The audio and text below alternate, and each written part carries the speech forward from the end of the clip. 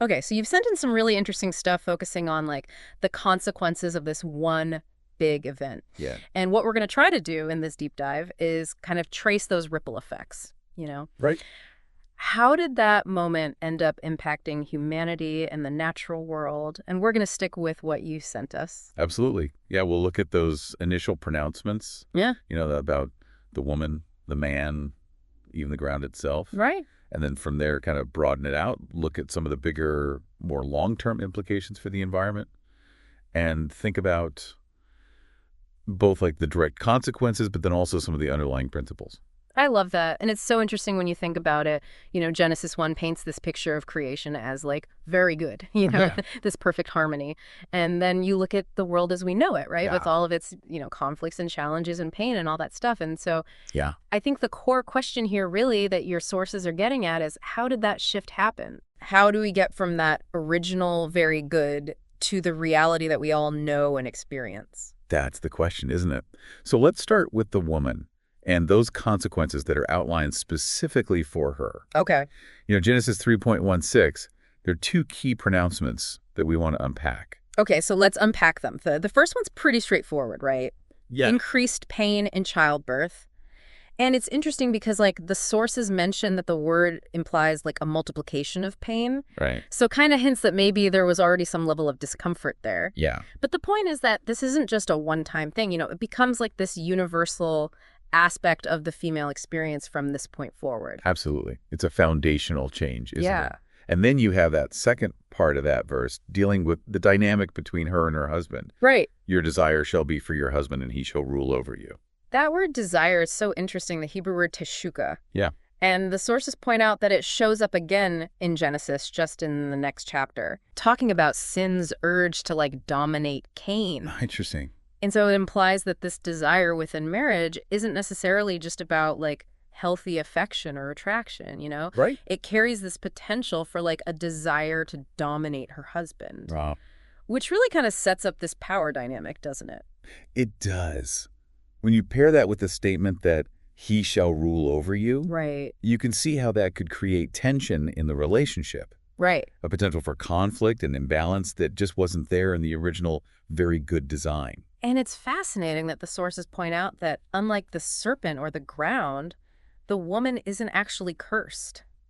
Oh, that's a good point. That seems significant. It is. The curse, as the source explains, generally refers to like a decrease in productivity or flourishing. Right. The text doesn't say she's going to have fewer children or that those children won't be a blessing. Right. In fact, given that they've lost immortality, Yeah. you'd actually need a greater number of births to fulfill that command to fill the earth. That's true. So while there is this huge impact on childbirth and on the marriage relationship, Right. her fundamental ability to bear life isn't diminished in the same way that other aspects of creation are. Right. It remains even amidst these new challenges. Okay, so let's shift gears a little bit and talk about the man now. Yeah. The sources explain that the judgment on Adam really starts by addressing the cause. His decision to listen to his wife about the fruit. And we should clarify, right? Yes, please. That this isn't like condemning the idea of listening to your spouse in general. Right, of course. The problem wasn't like the act of consulting with her. Right. The issue was that he chose to disobey a direct command. Right. To heed the wrong voice. Exactly. It's not about the act of listening itself, but like the content of what's being listened to and the authority that was disregarded. Right. And the consequence for Adam isn't a direct curse on him as a person, Okay. but instead it's a curse on the ground because of his actions. Yeah. And the sources point out that to curse in this context meant to make it less productive, less prosperous. So the very environment that he was supposed to cultivate and care for Yeah. now becomes resistant. Right. And so the sources go on to detail these very practical effects, right? Right. Painful toil, having to work much harder to get food. Uh-huh.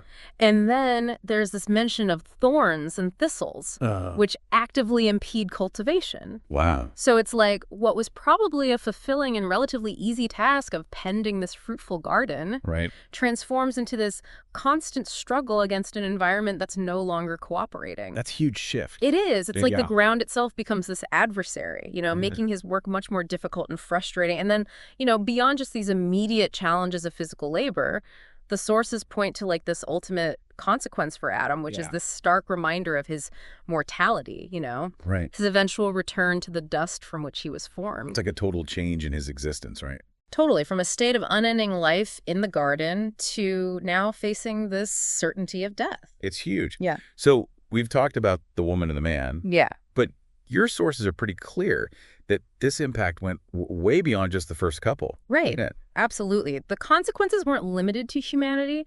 The sources bring in Romans 8.2022, Okay. which talks about all of creation being subjected to this futility and decay, even groaning as in the pains of childbirth. Wow. It's like the whole universe is feeling the fallout. Right. It's this powerful image of a universe in labor.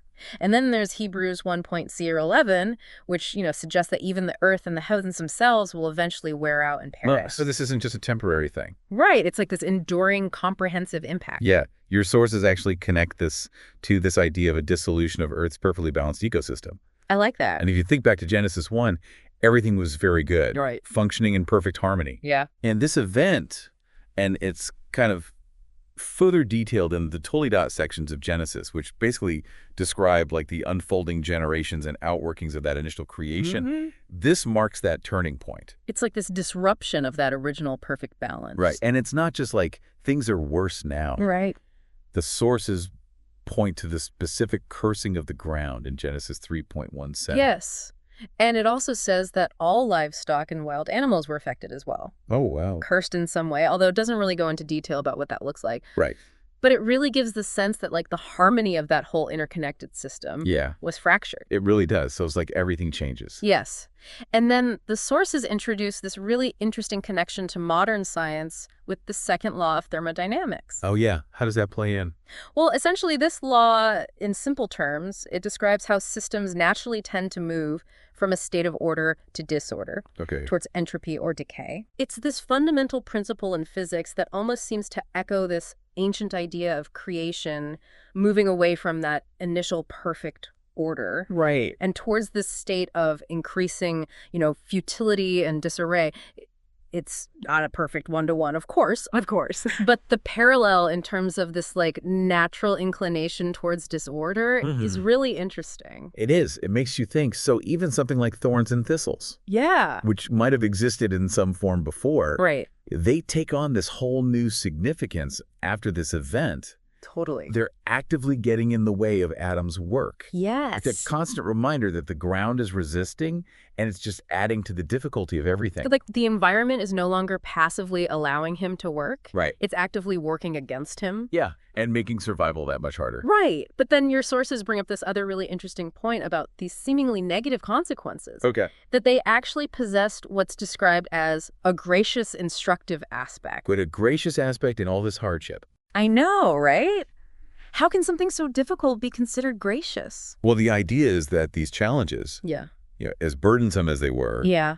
they could also have served to make humanity more aware of their dependence on God, Okay. maybe prompting them to actually seek divine help and guidance in the midst of all these struggles. I see. The difficulties with the environment, for example, could encourage them to look beyond themselves and cultivate a deeper reliance on their Creator. That makes sense. It wasn't just about punishment, it was about potential redirection Right. and a renewed understanding of their relationship with their source.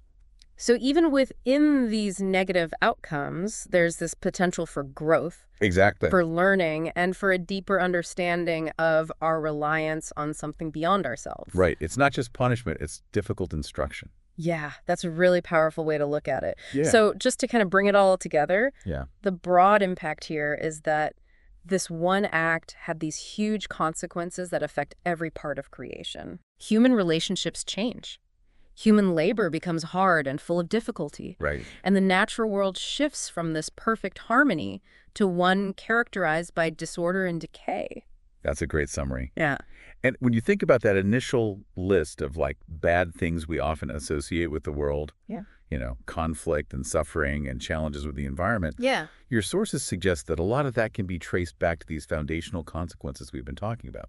It's true, like the fracturing of relationships, Yeah. the struggle for resources in an environment that's no longer as productive. Right. It all contributes to a world that's so different from that original, very good state. It really is a different world. So what do we do with that? Right. Well, considering everything we just discussed, these huge lasting effects that your sources detailed, it Yeah. really makes you think about how much weight our choices carry, doesn't it? It does. If one decision could have such profound consequences for literally all of creation, what does that tell us about how interconnected everything is? That's a big question. Mm-hmm.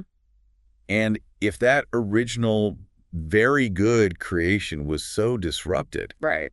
it naturally leads to questions about the possibility of restoration. Yes. This idea that runs through so many of these texts. It does. What hope is there for a return to that original harmony?